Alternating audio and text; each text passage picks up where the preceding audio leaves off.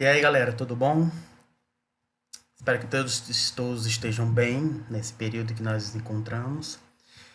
Dando continuidade ao que a gente estava estudando, eu vou passar para vocês agora o conteúdo da parte gramatical, né? Como a gente estudava em sala de aula mesmo, física, a gente sempre, quando iniciava um conteúdo, eu trabalhava a parte de vocabulário com vocês, né? Com música, texto, e depois vinha a parte gramatical. Agora, eu vou dar continuidade à parte gramatical para vocês e eu quero que vocês prestem atenção. O que está previsto para a gente estudar? Na parte gramatical, está previsto para a gente estudar a forma comparativa dos verbos. Né? Nós vamos aprender a comparar.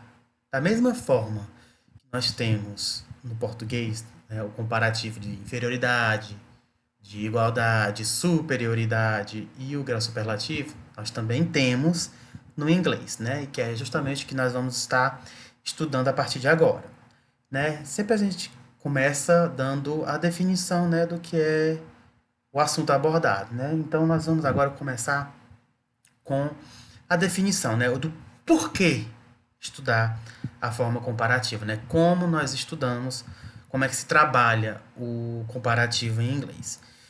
Primeiro a gente começa com a definição, né? Para que é utilizada a forma comparativa, né? O próprio nome diz comparativo, né? Vai fazer uma comparação.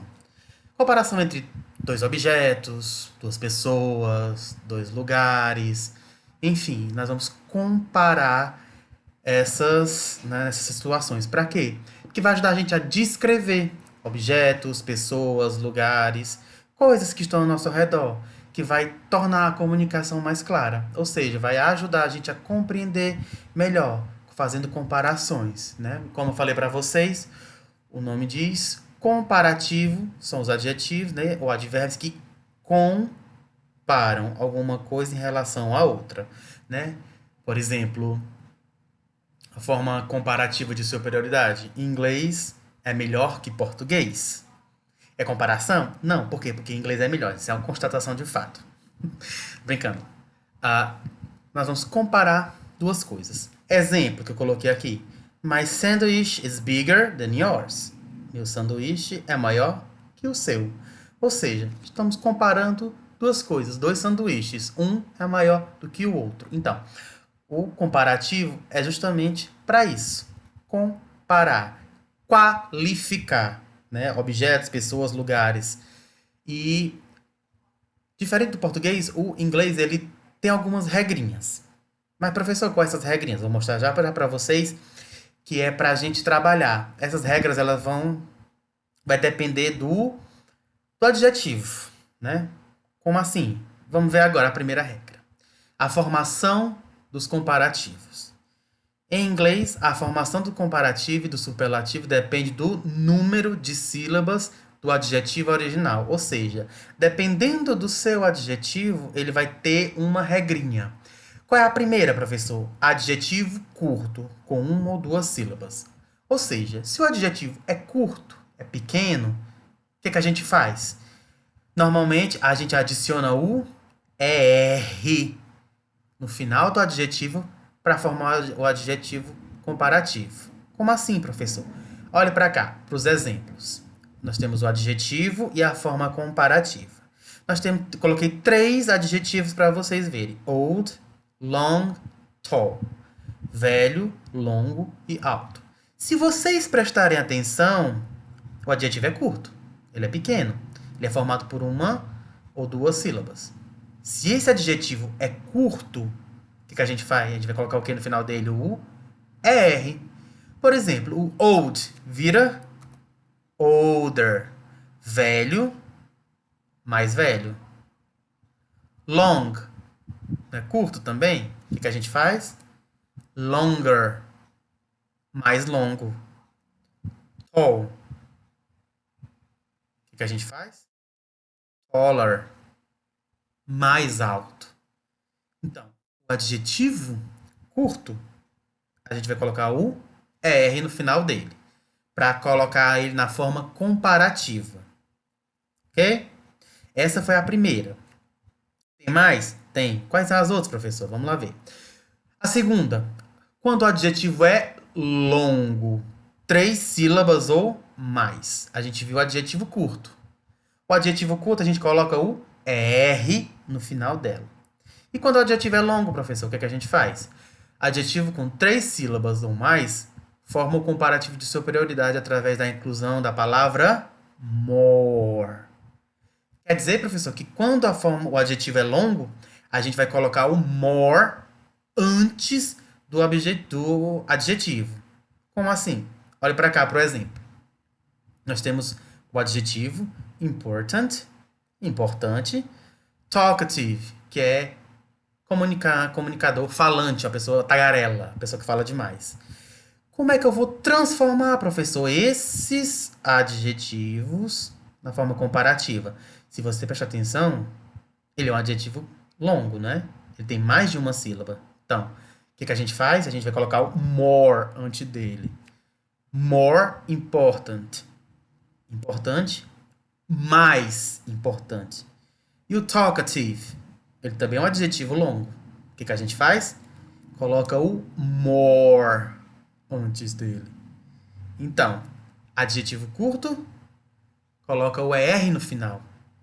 Quando o adjetivo é longo, a gente coloca o more antes dele, para poder fazer a forma comparativa. Vamos para frente. Né? A terceira, se o adjetivo terminou em vogal mais consoante, duplica-se a consoante antes da inclusão da terminação ER. Como assim, professor? Se a palavra, o adjetivo terminar em consoante, vogal, consoante, essa última consoante a gente repete e coloca o ER. Preste atenção. Tem 3 adjetivos. Big, grande. Fat, gordo. Sad, triste. Como é que a gente vai colocar ele, professor, na forma comparativa?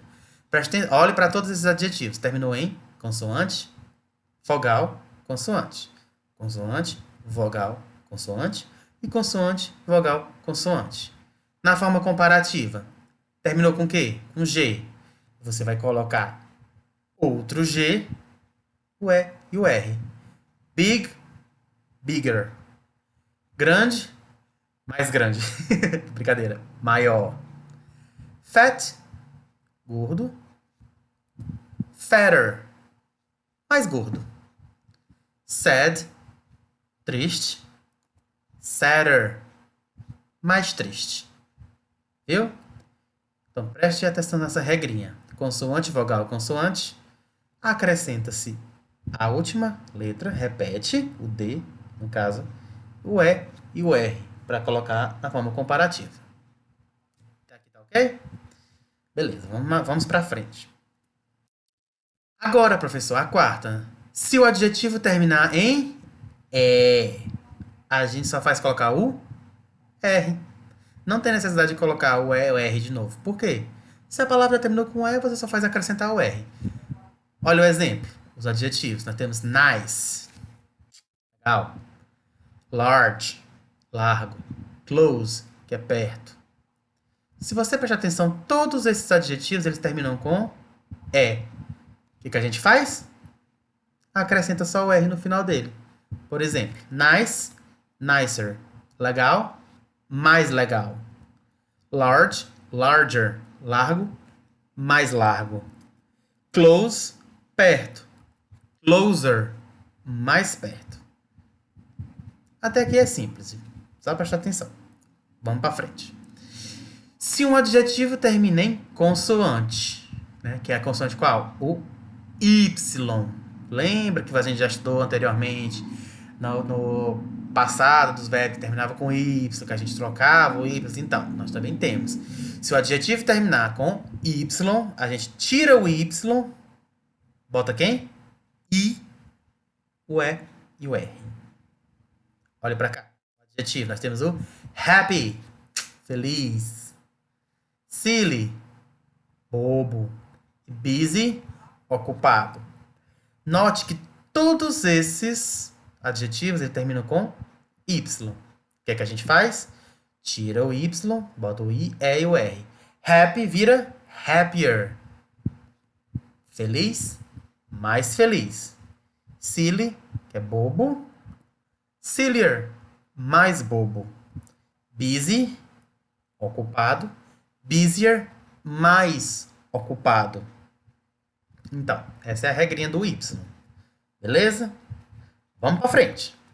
Né? Quando o comparativo de inferioridade, né? Que é aquele que vai dizer que é menos, que alguma coisa é menos do que outra. O que a gente faz? O comparativo de inferioridade, a gente vai colocar esta palavrinha aqui, ó, less, que significa menos. Ela vai vir antes de cada adjetivo, tá? Quando é a forma de inferioridade, para a gente fazer uma comparação inferior. Exemplo: adjetivo expensive, caro. Intelligent, inteligente. Como é que a gente vai fazer, professor? Um comparativo, né, de inferioridade. A gente vai colocar o less antes da palavra. Por exemplo, expensive, less expensive. Caro, menos caro. Intelligent, que é inteligente, less intelligent, menos inteligente. Então, essa é a forma comparativa de inferioridade. E por enquanto, nós temos toda regra, ela tem uma exceção, né?